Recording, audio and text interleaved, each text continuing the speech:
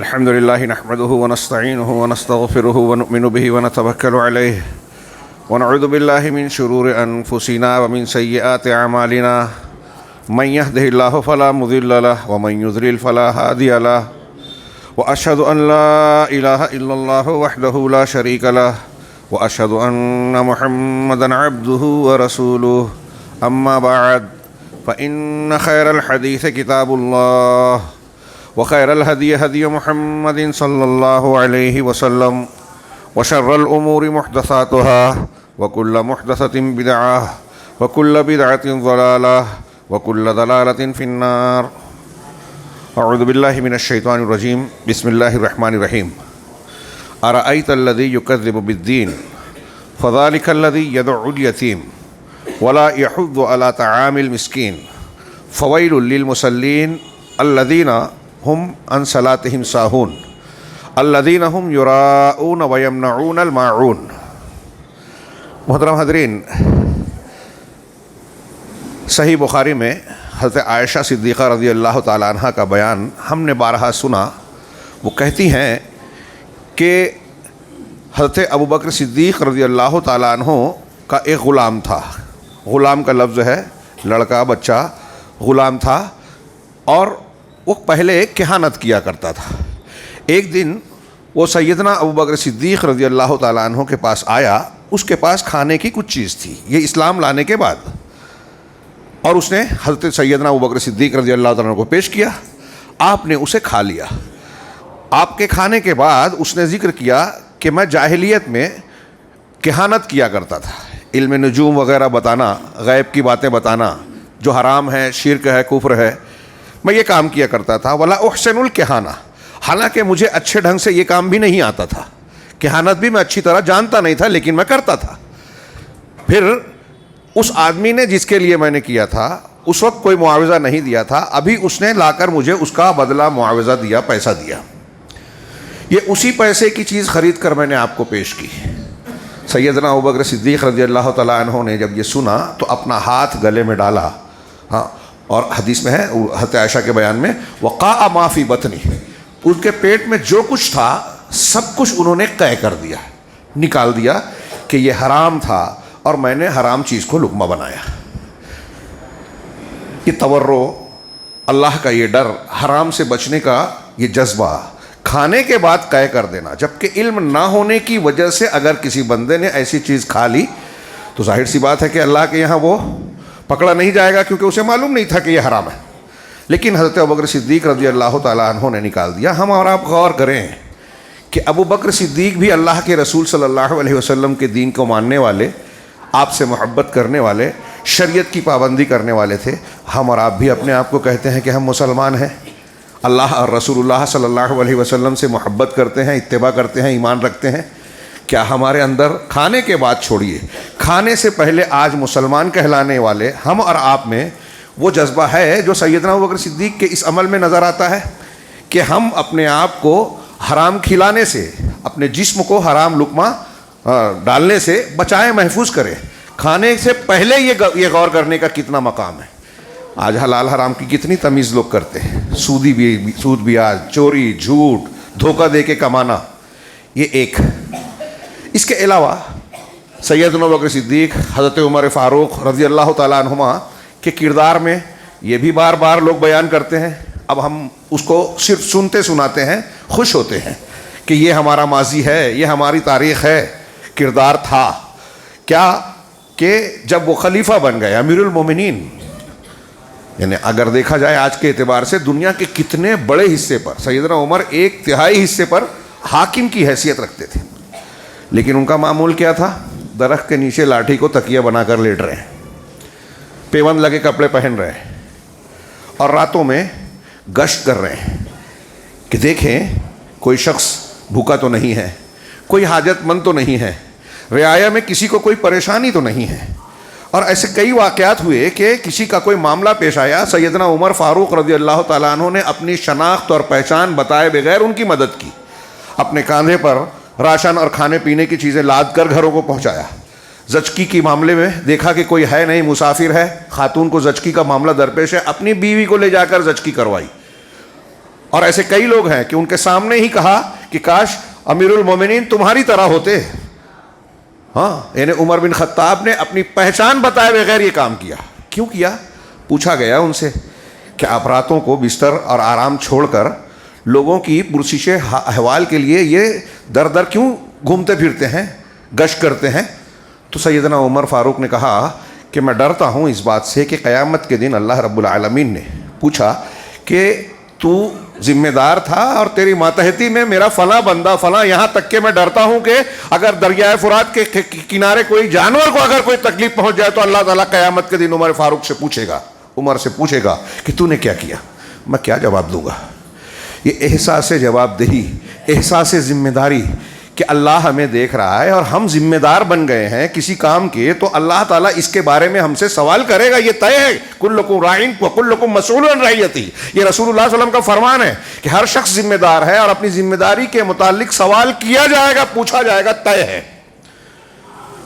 عمر فاروق کا وہ احساس ذمہ داری، ہم میں سے ہر شخص اپنے آپ کو ٹٹولے. بیان تو ہم کرتے ہیں، سنتے بھی ہیں، اور اگر کوئی بیان کرے تو ہم یہ کہتے ہیں تو بہت بار سن چکے ہیں، لیکن کبھی یہ غور کیا کہ ہمارے اندر اس کا کتنا پرسنٹ حصہ ہے احساس جواب دہی، احساس ذمہ داری کا، کہ میں یہ کام کروں گا تو اللہ تعالیٰ مجھ سے پوچھے گا، میں کیا جواب دوں گا.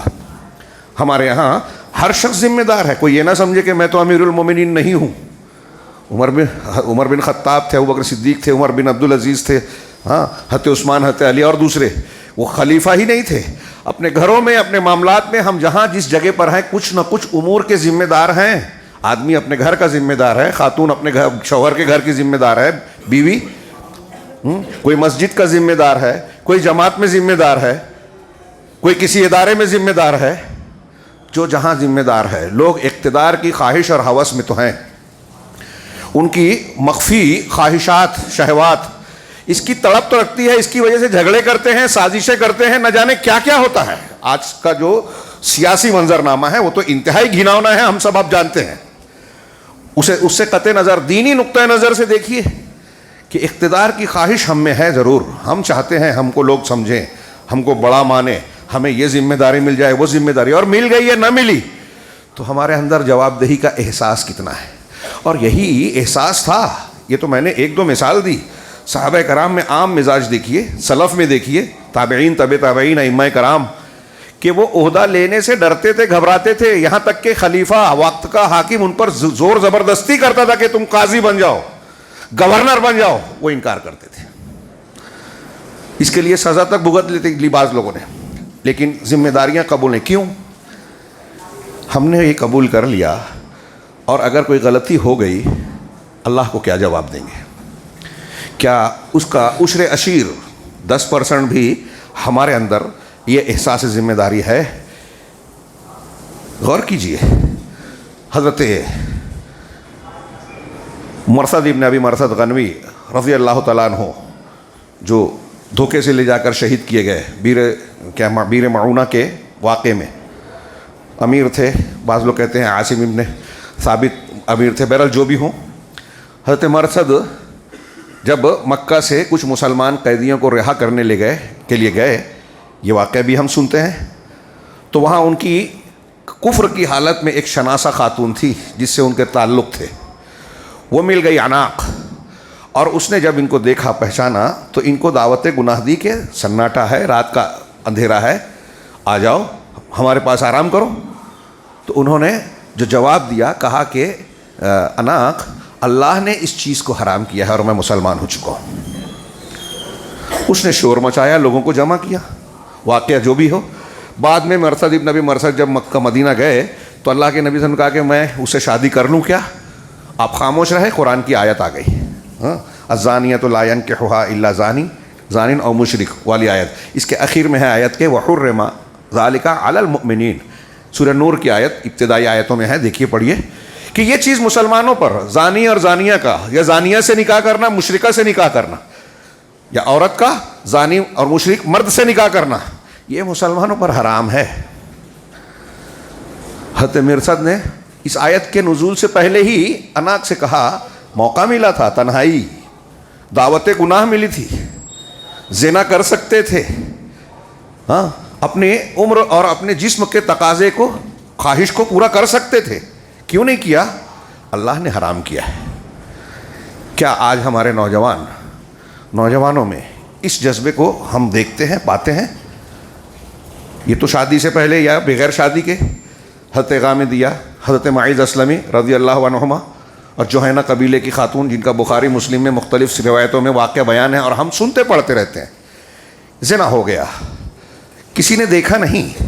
نبی کریم صلی اللہ علیہ وسلم کی عدالت میں کسی نے آ کے شکوہ شکایت مقدمہ درج نہیں کرایا، وہ خود سے آتے ہیں، ہاں اصابنی الحد اصبت الحد، اللہ کے رسول میں حد کو پار کر گیا، پہنچ گیا، مجھ کو رجم کر دیجیے، مجھ کو سزا دیجیے۔ معلوم ہے شادی شدہ زنا کرنے کی سزا اسلام میں رجم ہے، پتھروں سے مار مار کے مار ڈالنا۔ یہ جانتے ہوئے اپنے آپ کو پیش کر رہے ہیں۔ اور پھر پورا واقعہ دیکھیے، غامدیہ کے واقعے میں تو اللہ تعالیٰ، اللہ کے رسول صلی اللہ علیہ وسلم نے 2 موقع دیا کہ ابھی تمہارے پیٹ میں بچہ ہے، تم نے غلطی کی، بچے نے نہیں کی، جاؤ جب بچہ پیدا ہو جائے تب آنا۔ موقع ملا تھا، مکر سکتی تھی کہ میں نے جو کہا تھا غلط کہا تھا، بچ جاتی قاعدے سے، کیونکہ کسی نے شکایت نہیں کی تھی، کوئی گواہی نہیں تھی، خود ہی کا اعتراف تھا، چلی گئیں۔ کتنا موقع ملا ہوگا، بچے کی ولادت ہوئی، جیسے ہی ولادت ہوئی 1-2 دن کے بعد پھر آ گئیں، گود میں بچہ ہے، کہا ابھی اللہ کے رسول صلی اللہ علیہ وسلم کہا کہ ابھی اس بچے کی غذا تم سے جڑی ہوئی ہے، جاؤ جب بچہ اناج کھانے لگے تب آنا۔ واقعہ ہم جانتے ہیں، پھر چلی گئیں، پھر کتنا موقع ملا ہوگا، 2 سال تک مدت رضاعت ہے، وہ جتنی بھی مدت ہو وہ درج نہیں ہے حدیث میں، لیکن کچھ دنوں کے بعد پھر آئیں، کہا دیکھیے اللہ کے رسول صلی اللہ علیہ وسلم اس کے ہاتھ میں روٹی ہے یا اناج کھا رہا ہے، اب مجھ پر حد جاری کر دی۔ سوچئے تھوڑی دیر کے لیے اپنے آپ کو وہاں رکھیے، ایک عورت اپنے آپ کو آ کے پیش کر رہی ہے، میں نے زنا کیا ہے، مجھ کو سزا دیجیے۔ دماغ میں آتا ہے، ہم اور آپ سوچ سکتے ہیں، ایک تو خود اعتراف کرنا اور ایک عورت کا اعتراف کرنا، اور پھر بچے کی ولادت کے بعد بھی آنا، یہ نہیں سوچنا کہ اب بچے کے لیے مجھے جینا چاہیے جیسا کہ ہم سوچتے ہیں۔ سوچئے کون سی چیز تھی ایسی؟ 20 مثال میرے دماغ میں اور بھی کئی واقعات آ رہے ہیں، لیکن میں جو اس تمہید کے ذریعے سے جس طرف لانا چاہتا ہوں وہ یہ کہ صحابہ کرام میں یہ جذبہ کیوں تھا؟ اللہ کے رسول صلی اللہ علیہ وسلم کی بات سن لینے کے بعد کسی اور بات کو دیکھتے نہیں تھے، فوراً سر جھکاتے تھے۔ اگر انہیں کوئی بات کہہ دی جائے کہ یہ بدعت ہے، فوراً چھوڑ دیتے تھے۔ رسول اللہ صلی اللہ علیہ وسلم کی تعلیم کے خلاف ہے، فوراً اس سے دور ہو جاتے تھے۔ اب دنیا کا کوئی بھی انسان کرے، بولے، بیان کرے، کوئی فرق نہیں پڑتا۔ ہمارے یہاں بھی ابھی رات میں ہم لوگوں نے بدعت کی رات منائی ہے۔ رسول اللہ صلی اللہ علیہ وسلم سے محبت کرنے والے، ایمان رکھنے والے وہ کام کر رہے ہیں جو اللہ کے رسول صلی اللہ علیہ وسلم نے نہیں کیا، نہیں بتایا، صحابہ کو نہیں بتایا، اور وہ نہیں کرتے جو آپ نے بتایا اور حکم دیا ہے یہ کرو۔ وہ اللہ کے حقوق ہو، بندوں کے حقوق ہو، شریعت کا معاملہ ہو، عبادات کا معاملہ ہو، حلال و حرام کا معاملہ ہو۔ سوال یہ ہے، میں پوچھنا یہ چاہتا ہوں، ان جو 2-4 واقعات کی طرف اشارہ کیا، اس تناظر میں ہم اپنے آپ کو رکھیں اور دیکھیں کہ عہد اول کے تربیت یافتہ مسلمان اور ہمارے درمیان زمین آسمان کا فرق ہے۔ وہ قرآن حدیث مانتے تھے تو ان کا کردار کیا تھا، ہم بھی ماننے کا دعویٰ کرتے ہیں تو ہمارا کردار کیا ہے؟ کون سی برائی عقیدے سے لے کر اخلاق عمل میں گھر کے اندر تک، کون سی برائی ایسی ہے جو آج ہم میں، ہمارے مسلمانوں بھائیوں میں نہیں ہے؟ یہ فرق کیوں ہے؟ کئی وجوہات میں سے ایک بہت بڑی وجہ ایمان و یقین کا فرق۔ میں نے ابھی سورہ ماعون پڑھی، اللہ تعالیٰ نے فرمایا ارأیت الذی یکذب بالدین، تمہارا کیا تم نے دیکھا اس شخص کو جو الدین کو جھٹلاتا ہے، دین کو مانتا نہیں ہے۔ دین سے مراد یہاں قیامت کے دن کا حساب و کتاب، اس لیے مانا ہوگا روز جزا کو نہیں مانتا، یعنی علم ترا نہیں دیکھا کا مطلب نہیں پہچانا، نہیں جانا۔ تو کیا تم نے دیکھا اس شخص کو جو الدین کا انکار کرتا ہے، یہ نہیں مانتا کہ قیامت کے دن مجھے دوبارہ اٹھا کر حساب و کتاب لیا جائے گا؟ آپ اور ہم کہیں گے کہ ہم تو مانتے ہیں۔ کفار مکہ صاف صاف کہتے تھے ہماری تو عقل میں بھی نہیں آتا، جو مر گئے ہیں، سڑ گل گئے ہیں، مٹی میں مل گئے ہیں، کیا پھر سے زندہ کرے گا اللہ تعالیٰ؟ یہ تو بہت عجیب بات ہے۔ قرآن میں ان کے مختلف اقوال نقل کر کے اللہ نے رد کیا، جواب دیا، دلیل دی۔ ہم اور آپ مانتے ہیں، لیکن ماننے کے بعد کیا ماننے کا جو اثر ہوتا ہے وہ ہمارے اندر ہے؟ ہم ماننے کے باوجود حقیقت یہ ہے کہ نہیں مانتے۔ میں یہ کہنا چاہ رہا ہوں، اگر مانتے تو اللہ کے حقوق اور بندوں کے حقوق کا ہم خیال کرتے، ویسے ہی کم سے کم اس درجے میں نہیں, کسی درجے میں تو احتیاط ہوتا. اللہ نے آگے کہا کہ جزا کے دن کو جھٹلانے والے کو تم نے دیکھا کون ہے, اللہ نے اس کی آگے شناخت کی. فذالک الذی کہ الم ارایت الذی یکذب بالدین فذالک الذی یدعو الیتیم, یہ وہی ہے, دین کو جھٹلانے والا وہی ہے جو یتیم کو دھکے دیتا ہے, بے عزتی کرتا ہے. یتیم جس کا باپ نہیں, نابالغ بچہ یا بچی کمزور ہوتے ہیں, اس کے پیچھے کھڑے ہونے والا کوئی نہیں. وہاں انسان کا اخلاق, بڑا آدمی آتا ہے تو ہم اور آپ سب عزت کرتے ہیں, اس کے سامنے بیچ جاتے ہیں کیونکہ وہ بڑا ہے, طاقتور ہے, صاحب رسوخ ہے. آدمی کا اخلاق چھوٹے لوگوں سے سمجھ میں آتا ہے. کمزور آپ کے سامنے ہے, آپ اس کا حق ایمانداری سے ادا کریں, اس کی عزت و تکریم کریں تو مت پتہ چلے گا کہ آپ اخلاق والے ہیں, ایمان والے ہیں, اللہ سے اجر و ثواب کی امید کرتے ہیں, ایمانی اخلاق ہے آپ کے اندر. جو یتیم کو دھکا دیتا ہے مطلب اس کے دل میں مروت نہیں ہے, رحم نہیں ہے, بخیل ہے, اور قرآن نے بتایا کہ وہ جزا کے دن کو جھٹلا رہا ہے. اسے یہ یقین ہی نہیں ہے کہ یتیم کے ساتھ حسن سلوک کروں گا تو آخرت میں کیا اجر و ثواب ملے گا. انا وکافل الیتیم کہاتین فی الجنہ. ہاں, اللہ کے رسول نے اپنی دونوں انگلیوں سے اشارہ کر کے کہا کہ میں اور یتیم کی کفالت کرنے والا جنت میں اس طرح ہوں گے. فذالک الذی یدعو الیتیم, یہ بندے کا ایک حق ہے کمزور کا, کمزور کے حق کا خیال نہیں رکھتا.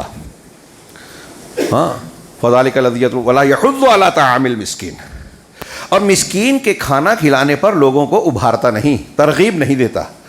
دوسروں کو نہیں کہتا کہ یار وہ غریب ہے, اس کے گھر میں فاقہ کشی ہے, کھانے پینے کا مسئلہ ہے, کھانا کھلا دو.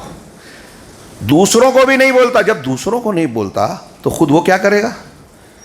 بخیل ہے, خسیس ہے, گھٹیا ہے. یہ دین کے جھٹلانے کا نتیجہ ہے. یعنی قیامت کے دن کو اللہ تعالیٰ کے سامنے مجھے حساب و کتاب دینا ہے, یہ یقین نہیں ہے, اس کو نہیں مانتا.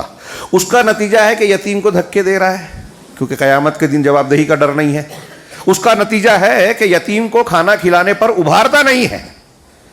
یہ انتہائی دل کی سختی, بے رحمی, بے مروتی اور بے ایمانی پر دلیل ہے کہ اگر ایک انسان ہے اور اس کے اندر ہمدردی, اگر انسان ہے تو ہمدردی ہونی چاہیے, اور ایمان ہے تو لازمی ہے کہ ہو.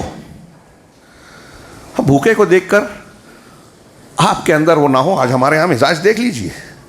ٹھیک ہے ہمارے یہاں کچھ پیشہ ور مانگنے والے ہوتے ہیں, لیکن ہم جانتے ہیں کہ معاشی حالت نے اچھوں کو ٹیڑھا کر رکھا ہے. اب جو واقعی غریب ہے, رزق اور روزی روٹی کمانے کے ذرائع میں ان کے یہاں کمزوری اور کمی ہے, ہم اشاروں سے, علامات سے محسوس کر سکتے ہیں کہ اس کے حالات خراب ہیں. وہ ہاتھ نہیں پھیلاتا تو زیادہ حقدار ہے کہ ہم جان کر اس کو کھلائے پلائے. فی الحال وہ تفصیل میں نہیں جانا چاہتا, میں الدین پہ آنا چاہتا ہوں کہ یہ کردار ڈھلتا ہے کیسے. حضرت عمر فاروق امیر المومنین ہو کر گشت لگا رہے ہیں. میں اکثر ایک بات کہتا ہوں کہ حضرت ابوبکر صدیق پہلے بہت امیر تھے, خلیفہ بننے کے بعد امیر نہیں رہے.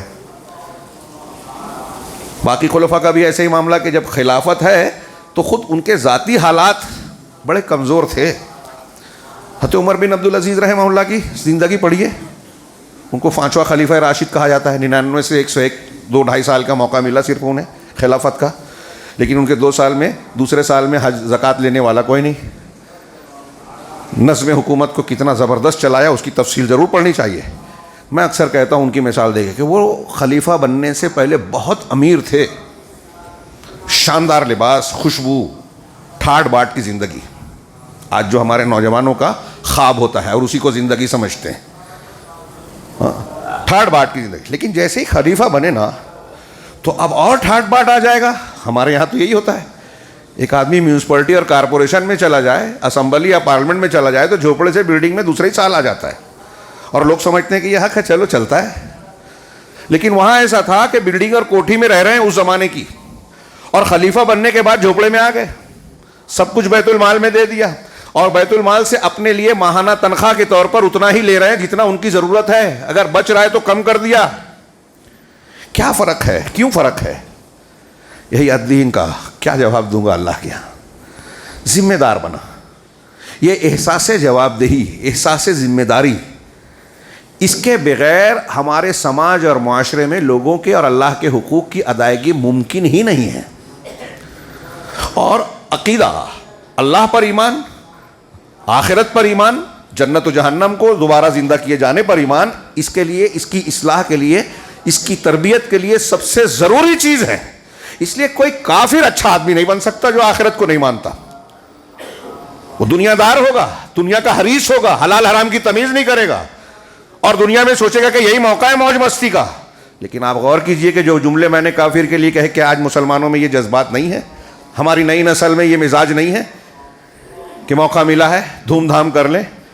ہاں، موبائل ٹی وی نے ایسا کلچر گڑھ لیا کہ گھنٹوں ہم اس میں لگے رہتے ہیں، ہمارے بچے لگے رہتے ہیں، اور وہ جو تربیت کر رہے ہیں جس پر کروڑوں ڈالر ماہانہ سالانہ خرچ کیا جا رہا ہے مختلف حکومتوں کی طرف سے، ہمارے بچوں کو کارٹون کے ذریعے سے تربیت دی جا رہی ہے، ہم کو دھیان نہیں ہے.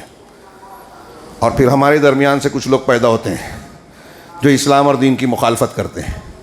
تو یہ نتیجہ ہے، وقت نہیں رہتا اتنا لمبا، نتیجہ ہے الدین کو، جزا کے دین کو جھٹلانے کا.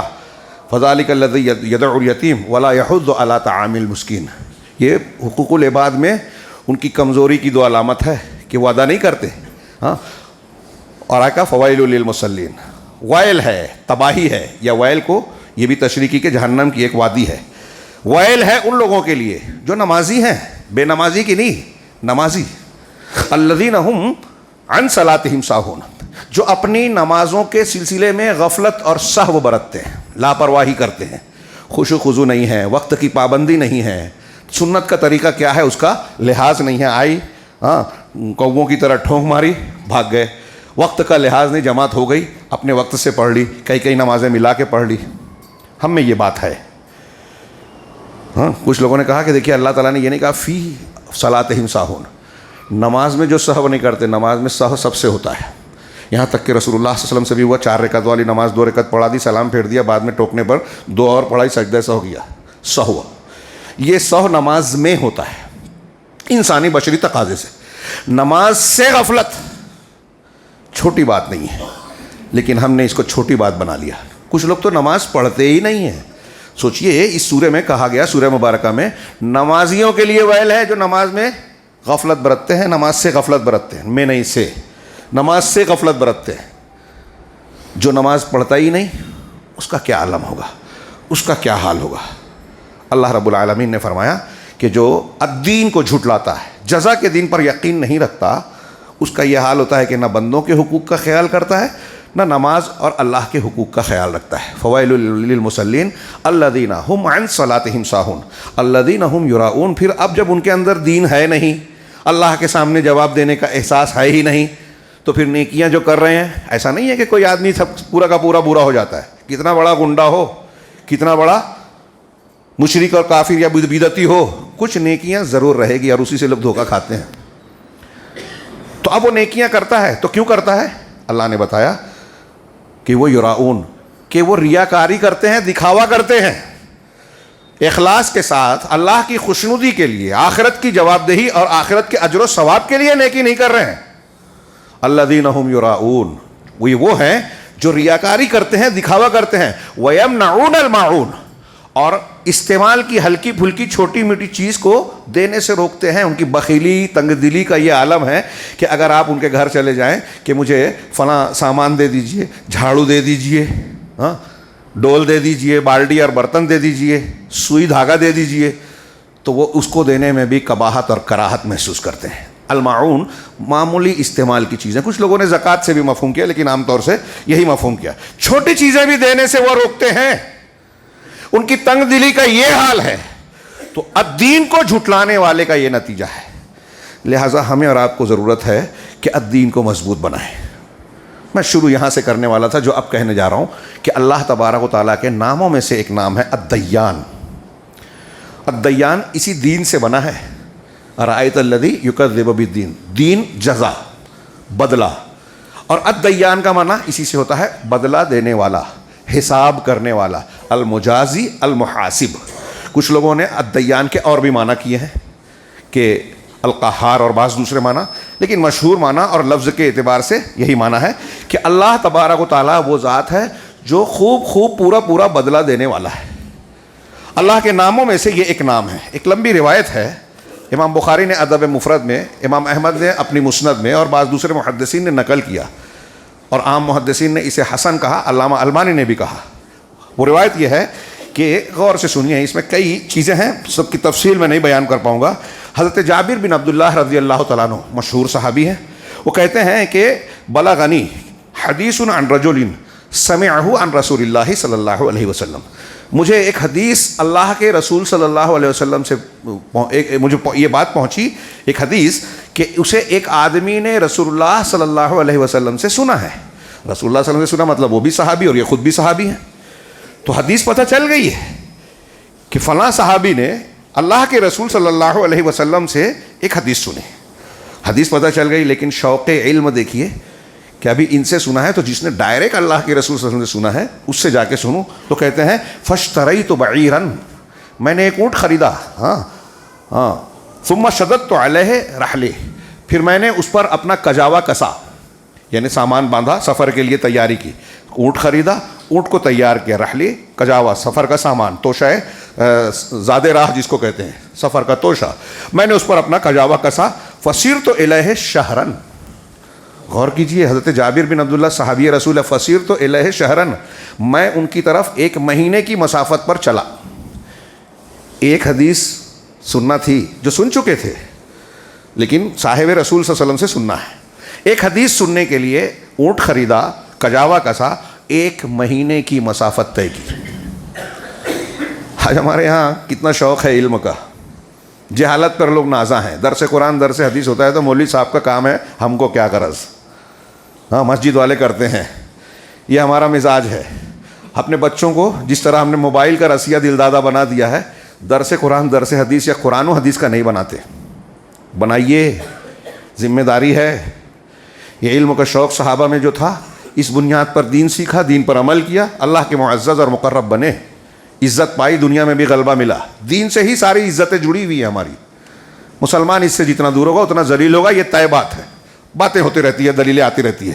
تو کہا کہ میں نے اپنے ایک مہینے کا سفر کیا، حتیٰ قدمت علیہ شام، یہاں تک کہ میں ان کے پاس شام پہنچ گیا، شام، مدینہ سے شام گئے، ایک مہینے کا سفر کیا اس زمانے میں۔ فَإِذَا عبداللہ ابن عنیس رضی اللہ تعالیٰ عنہ، جب میں وہاں پہنچا تو پتہ چلا کہ وہ صحابی کون ہے، عبداللہ بن عنیس رضی اللہ عنہ، یہ بھی خود صحابی ہیں۔ فقال للبواب، تو بواب جو ان کا دربان تھا اس سے کہا، قل لہ جابر علی الباب، کہ حضرت عبداللہ سے کہو کہ دروازے پر جابر موجود ہیں۔ فقال، تو حضرت جابر کو جب بتایا جا کے تو انہوں نے پوچھا کہ جابر سے مراد کون، ابن عبداللہ؟ تو قلت نعم، میں نے کہا ہاں۔ فخرج یطأ ثوبہ، غلام نے جا کے بتایا، بواب نے، دربان نے، تو تیزی سے نکلے وہ، یطأ ثوبہ، اپنے کپڑے کو لتھڑاتے ہوئے، مطلب کپڑا بھی ٹھیک نہیں کیا۔ حضرت جابر بن عبداللہ اللہ کے رسول صلی اللہ علیہ وسلم کے صحابی آئے ہیں تو شوق میں تیزی سے نکلے۔ فاعتنقنی واعتنقتہ، تو انہوں نے مجھ سے اور میں نے ان سے معانقہ کیا، گلے لگے۔ فقلت، دیکھیے مسلمان باہر سے آ رہا ہے تو گلے لگا جائے، باہر سے آنے والے مسلمانوں سے معانقہ کرنا ہے، سنت ہے، ہمارے یہاں عید پہ لوگ کرتے ہیں، سنت نہیں ہے، باہر سے کوئی آئے تو ٹھیک ہے۔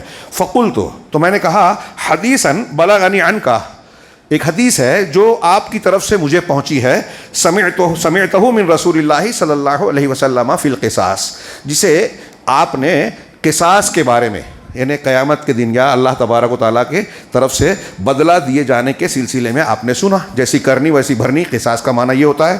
فخشیت ان تموت او اموت قبل ان اسمعہ، جملہ سنیے حضرت جابر کا، جب میں نے سنا کہ آپ کے پاس رسول اللہ صلی اللہ علیہ وسلم کی ایک حدیث ہے قصاص کے سلسلے میں، تو مجھے اس بات کا اندیشہ ہوا کہ اس کو سننے سے پہلے تمہاری موت ہو جائے یا میری موت ہو جائے، تو تمہاری یا میری موت ہو اس سے پہلے میں چاہتا تھا کہ آپ سے آ کے براہ راست وہ حدیث سن لو۔ تب انہوں نے حضرت عبداللہ بن عنیس رضی اللہ عنہ نے حدیث سنائی اور کہا، قال سمعت رسول اللہ صلی اللہ علیہ وسلم یقول، میں نے اللہ کے رسول صلی اللہ علیہ وسلم کو کہتے ہوئے سنا، یحشر الناس یوم القیامت او قال العباد، کہ قیامت کے دن لوگ عباد کو، عباد کا لفظ ہے یا ناس کا لفظ ہے، راوی کو شک ہوا، دیکھیے یہ محدثین کی ایمانداری تھی کہ اپنے الناس کہا یا العباد، مجھے شک ہو گیا تو واضح کر دیا کہ قیامت کے دن لوگ یا بندے اکٹھا کیے جائیں گے، کیسے؟ عراتن غرلن بہمن، عراتن عاریہ کی جمع، ننگے بدن، کپڑے پر، بدن پر کوئی کپڑا نہیں ہوگا، غرلن غیر مختون، جیسے بچہ اپنے ماں کے پیٹ سے پیدا ہوتا ہے ختنہ کیے بغیر. بہمن بہیمہ جانور کو، گونگے کو اب ہم کہتے ہیں. یہاں مراد ہے کہ وہ شخص جس کے پاس کچھ نہیں ہوگا، یعنی تہی دامن، ہاتھ میں پیر میں بینک بیلنس میں کچھ بھی نہیں، کوئی پراپرٹی نہیں، کچھ نہیں ہوگا.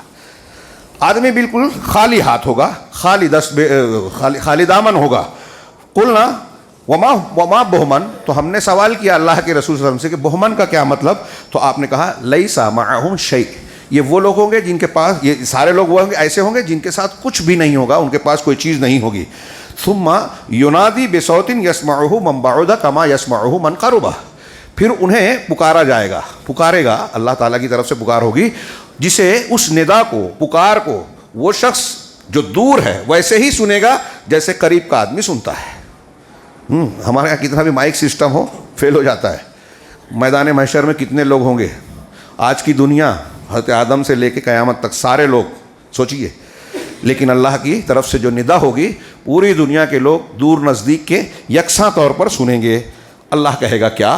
انا الملک انا الدیان، میں ہوں بادشاہ، میں ہوں الدیان، خوب اچھی طریقے سے پورا بدلہ دینے والا، حساب کرنے والا، اور جو جیسا کرتا ہے اس کو ویسا. وہ ظالم ہے تو ظلم کا بدلہ، نیک ہے تو نیکی کی جزا. میں الدیان ہوں.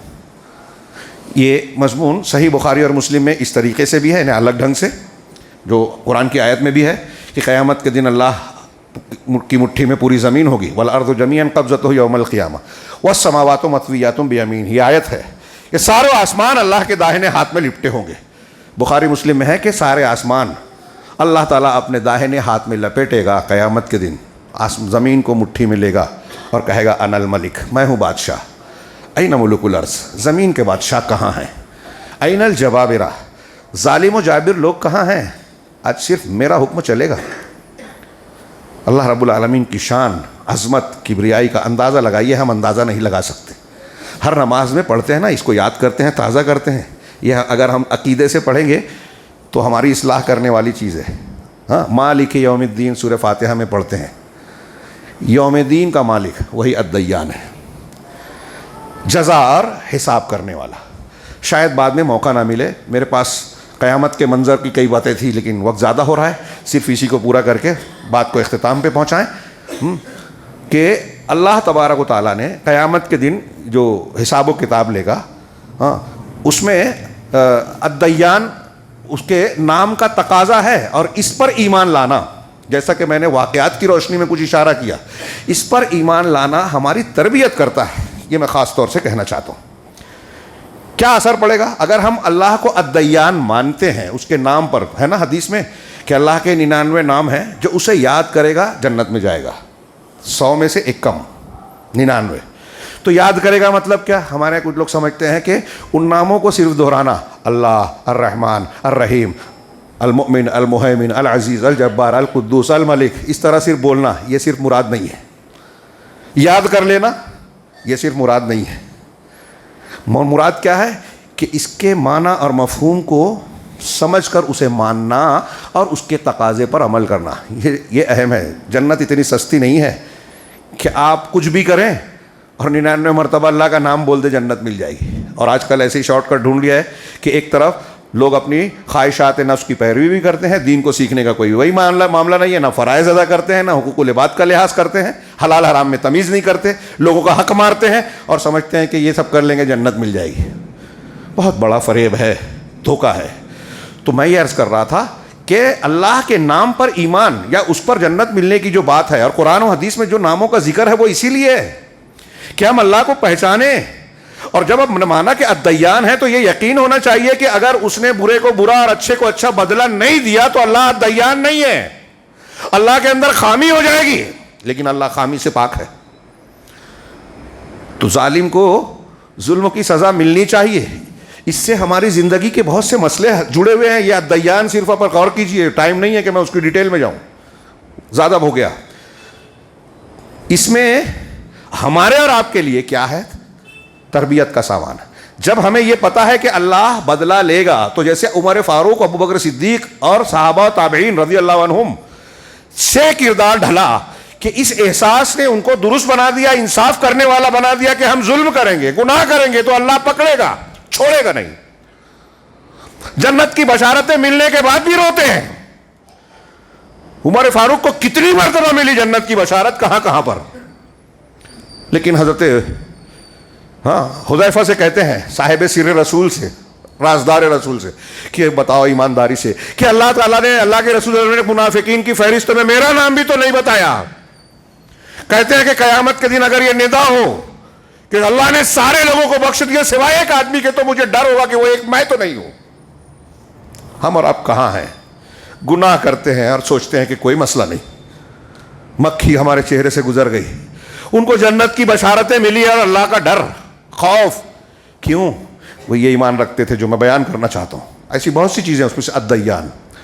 اگر ہم آپ یہ سمجھتے ہیں کہ گناہ کر کے بچ جائیں گے, بڑے ہوشیار ہیں, ہم کسی کا حق ہڑپ کرنے کے بعد جو ہے اپنے بچوں کی زندگی کی تعمیر کر رہے ہیں, بہت بڑی بھول میں ہے. الدیان, اللہ کو الدیان نہیں مانا آپ نے. دیکھ رہے ہیں دنیا میں کہ کسی غلط کرنے والے کا انجام اچھا نہیں ہوا. کانٹا بونے والے کے پیڑ میں کبھی پھل نہیں لگتا. لیکن اللہ سے یہ امید کرتے ہو کہ آپ برا کام کرو گے اور ترقی کرو گے, پک پھنی میں چوری کرو گے, سودی لین دین کرو گے, بھائی بہن اور بیٹی کا حق مارو گے, بھائی کا حق مارو گے, سازش کرو گے, جھوٹ بولو گے اور ترقی کر لو گے. نہیں ہو سکتا. دنیا کے لوگوں کو دھوکہ دے سکتے ہیں, الدیان کو دے سکتے ہیں کیا؟ دنیا میں کسی کو کچھ دن کے لیے چھوٹ ملتی ہے تو سمجھتا ہے کہ میں بہت چالاک ہوں. یہ اللہ کی سنت ہے. فرعون کو فوراً نہیں پکڑا, ابو جہل کو فوراً عذاب نہیں آیا, موقع دیا, ایک ڈھیل دی, ان کو بھی, ان پر بھی حجت پوری کی, انبیاء کو بھیجا, دلیلیں پیش کی, سمجھایا, تذکیر کی, سرداری دی, دنیا دی, دولت دی, سب دیا, پھر بھی نہیں مانے.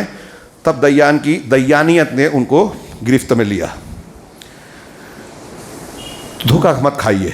تو ہماری تربیت ہم کو پہلے یہ دماغ میں رکھ کہ جو کر رہے ہیں تنہائی میں کر رہے ہیں, گھر کے اندھیرے میں کر رہے ہیں, گھر کی تنہائی میں, کسی سے چھپ کر, اللہ سے چھپے ہوئے نہیں ہے. وہ علیم ہے, خبیر ہے, سینے کے بھیدوں کو جانتا ہے.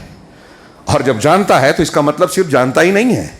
آپ اور ہم غلط کہہ رہے ہیں. میں اکثر مثال دیتا ہوں, پڑھاتے ہیں درس میں, کہ جب ایک باپ اپنے بیٹے کو یا استاد اپنے طالب کو کہتا ہے کہ میں دیکھ رہا ہوں تو کیا کر رہا ہے, تو یہاں صرف یہ خبر دینا مقصود نہیں ہے کہ وہ بتا رہا ہے کہ میں دیکھ رہا ہوں. یہ دھمکی ہے کہ دیکھ رہا ہوں تو تمہاری الٹی سیدھی حرکتوں پر تمہاری گرفت کروں گا. ایسے ہی اللہ رب العالمین جب قرآن میں کہتا ہے کہ واللہ علی کل شیء شہید, اللہ ہر چیز پر گواہ ہے, ہر چیز کی خبر رکھتا ہے, تمہارے سینے کے بھیدوں کو جانتا ہے, وہ علیم ہے, خبیر ہے, وہ الدیان. تو اس کا مطلب یہی ہوتا ہے کہ وہ دیکھ رہا ہے, تو تم اس بھول چوک میں مت رہو کہ لوگوں کو کی آنکھوں میں دھول جھونک سکتے ہو. اللہ رب العالمین کو دھوکہ نہیں دے سکتے, وہ الدیان ہے, بدلہ دے گا. تو ایک تو ہمارے اپنے طور سے ہمارے اندر یہ جذبہ ابھرے گا کہ ہم کسی یتیم کو, غریب کو, مسکین کو ستائیں گے, کسی کا حق ماریں گے, تو وہ لے نہ سکے اپنا حق الگ بات ہے, اللہ ضرور لے گا. اور دوسرے اس کا ایک فائدہ یہ ہوتا ہے, اس انعام پر ایمان لانے کا ایک فائدہ یہ ہوتا ہے کہ ہمیں تسلی ملتی ہے کہ اگر کوئی ہماری مسجد کو توڑ کے مندر بنا لیا, اس کی عدالت, اس کی ایجنسی, اس کی پولیس, اس کی حکومت تو سمجھتا ہے کہ میں جو چاہوں کر سکتا ہوں, کر لیا. کوئی پوری بستی کو کھنڈر میں تبدیل کر دیتا ہے.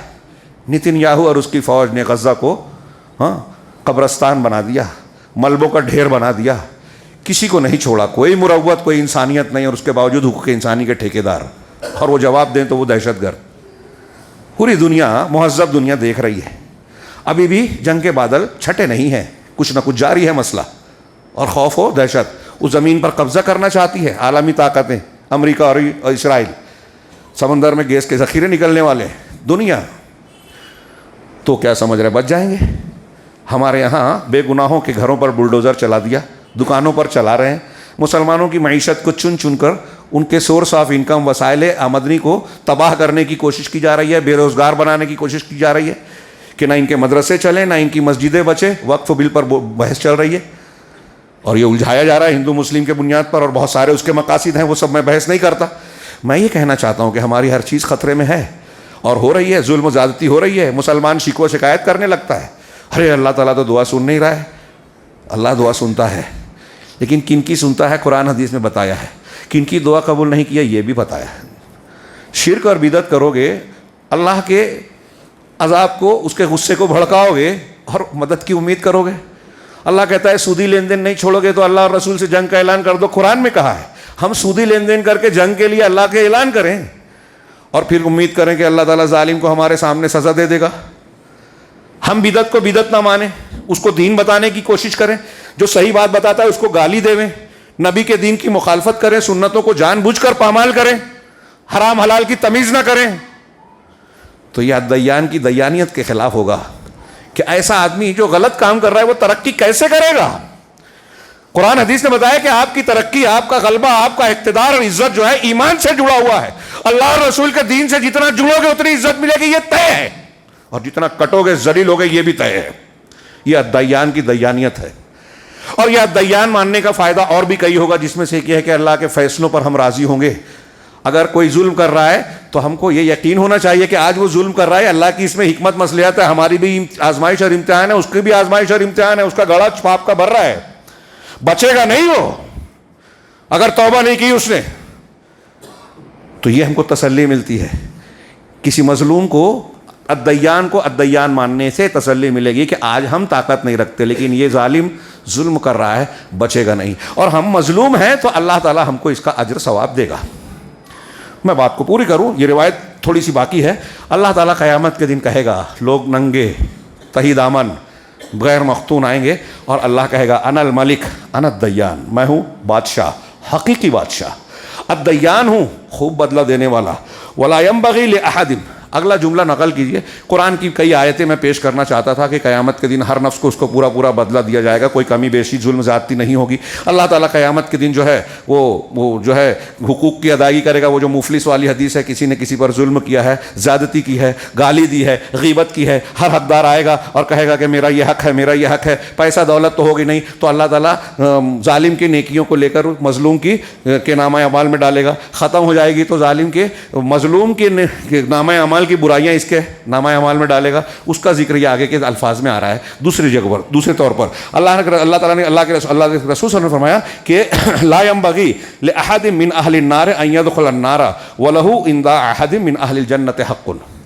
اللہ یہ کہے گا کہ میں دیان ہوں، تو اب کسی بھی انسان کے لیے جو جہنمی ہے، کسی جہنمی کے لیے یہ مناسب نہیں ہے، یہ نہیں ہو سکتا کہ اہل جنت کا کوئی حق اس پر عائد ہوتا ہو اور وہ چلا جائے جہنم میں، حتیٰ اقصہ امن ہو، یہاں تک کہ اس کا بدلہ میں اسے دلا نہ دوں۔ ایک آدمی جہنم میں جا رہا ہے، ایک آدمی جنت میں جا رہا ہے۔ جہنمی آدمی نے جنتی پر ظلم کیا تھا، حق مارا تھا، گالی دی تھی، غیبت کی تھی، چغلی کی تھی۔ یہاں رک کے ایک جملہ یاد دلاؤں، میں یہ بھی کہتا ہوں کہ ہماری جو برائی کرتا ہے، غیبت کرتا ہے دنیا میں، کیوں کرتا ہے؟ وہ ہم سے نفرت کرتا ہے، لیکن قیامت کے دن وہ ہمیں وہ چیز دے گا جو ہمارا سگا باپ، بھائی، بیٹا، بہن نہیں دیں گے، اس کی نیکیاں ہمیں ملے گی۔ تو ہو سکتا ہے قیامت کے دن آدمی سوچے گا کہ یار کاش میری اور بھی لوگ غیبت کی ہوتے تو مجھے اور نیکیاں مل جاتی۔ تو غیبت کرنے والا آپ پر بہت بڑا احسان کر رہا ہے، وہ جو نماز روزہ کر رہا ہے آپ کے لیے کر رہا ہے۔ تو کوئی جہنمی جہنم میں نہیں جا پائے گا یہاں تک کہ اس کو قصاص نہ دیا جائے۔ ہاں، وَلِأَحَدٍ مِّنْ أَهْلِ النَّارِ کہہ رہے ہیں وَلِأَحَدٍ مِّنْ أَهْلِ النَّارِ عِندَهُ حَقٌّ حَتَّى أُقِصَّهُ مِنْهُ، اور کسی اہل نار جہنمی کا کوئی حق کسی جنتی پر ہو تو وہ جنت میں نہیں جا سکتا یہاں تک کہ اس کو اس کا بدلہ نہ دلا دوں۔ حتی اللطمہ، یہاں تک کہ ایک تماچا ہی کیوں نہ ہو۔ اگر آپ نے ظلماً کسی کو ایک تماچا مارا ہے، اللہ کے رسول صلی اللہ علیہ وسلم فرما رہے ہیں کہ اللہ کہے گا کہ وہ تماچے کا بدلہ بھی دلائے بغیر جنتی جنت میں، جہنمی جہنم میں نہیں جا سکتا۔ تو صحابہ نے سوال کیا جب اللہ کے رسول نے بیان کیا کہ وہ تو ننگے بدن ہوں گے، غیر مختون ہوں گے، ان کے ہاتھ میں کچھ نہیں ہوگا، بہمن تہی دامن ہوں گے، تو فقلنا کیف وانما نأتی اللہ عز وجل عراتا غرلا بہمن، یہ کیسے ہوگا جب کہ ہم اللہ کے پاس ننگے بدن، غیر مختون اور خالی ہاتھ جائیں گے؟ تو آپ نے جواب دیا قالا بالحسنات والسیئات، تو جہنمی اور جنت کا لین دین کیسے ہوگا؟ تو آپ نے جواب دیا بالحسنات والسیئات، نیکیوں اور برائیوں کے ذریعے سے۔ حسنات اور برائیاں، جو جس کی تفصیل وہ اس حدیث میں نے بیان کی، اشارہ کیا، ٹائم زیادہ ہو گیا ہے، معافی چاہتا ہوں، کہ اگر نیک انسان نے لوگوں پر ظلم کیا ہے، ہاں مجھ پر میری غیبت کی ہے، تو میں جاؤں گا اللہ سے کہوں گا اس نے میری غیبت کی تھی، تو میرے حق کے برابر اس کے نامہ اعمال سے نیکی مجھے مل جائے گی۔ پھر دوسرا آئے گا، گالی دی تھی، میرا مال ہڑپا تھا، بہن آئے گی، میرا مال پہ قبضہ کیا تھا، تو ٹھیک ہے، اس کے حق کے برابر اس کی نماز روزے کی جو نیکیاں رہے گی، نماز روزے والا رہے گا وہ، لیکن حق مارا رہے گا تو اس کی نیکیاں اس کو دی جائے گی۔ پھر بھی لوگ آتے جائیں گے، اس کی نیکیاں ختم ہو جائے گی، تو جو آئے گا اب اس کی برائیاں اس کے نامہ اعمال میں ڈال، بہت نماز روزہ کیا ہوگا، فضائل پہ عمل کیا ہوگا، لیکن گھسیٹ کر جہنم میں ڈالا جائے گا، کیونکہ اب نیکیاں نہیں بچی، برائیاں ہی برائیاں ہو گئی۔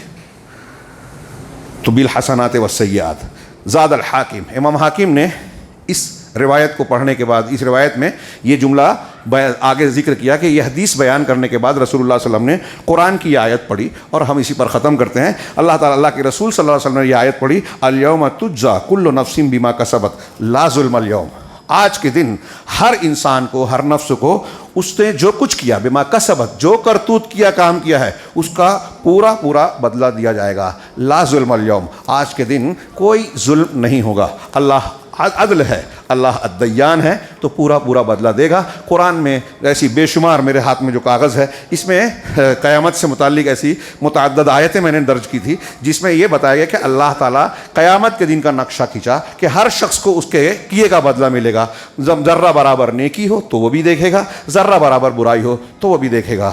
ہمیں اس پر یقین کرنا چاہیے، اس یقین پر اپنی تربیت کرنا چاہیے کہ اللہ الدیان ہے، جزا دے گا، ظلم کریں یا نیکیاں کریں بدلہ ملنے والا ہے۔ اور موجودہ حالات میں اس کی اور ضرورت ہے، جب ہم دیکھتے ہیں کہ مسلمان مظلوم ہیں، ظالم لوگ دندنا رہے ہیں، تو آدمی اپنے آپ کو بے بس محسوس کرتا ہے۔ اس کائنات کا نظام اللہ چلا رہا ہے، کوئی ٹرمپ نہیں چلا رہا ہے، کوئی سپر پاور نہیں چلا رہا ہے، یہ وقت کے فرعون ہیں، ہو سکتے ہیں اللہ کے کن سے تباہ ہو جائیں گے، ہمیں یہ یقین ہونا چاہیے، اور یہی یقین ہماری طاقت اور قوت ہوتی ہے۔ اللہ رب العالمین ہم سب کو دین کو سمجھنے اور اس کے مطابق زندگی گزارنے کی توفیق عطا فرمائے، دنیا اور آخرت میں ہر قسم کے فتنوں سے محفوظ رکھے۔ اقول قولی ھذا واستغفر اللہ لی ولکم سائر المسلمین وصلی اللہ علی نبینا محمد۔ بارک اللہ لنا فی القرآن المجید والفرقان المجید، انہ تعالی جواد کریم ملک بر رؤوف رحیم۔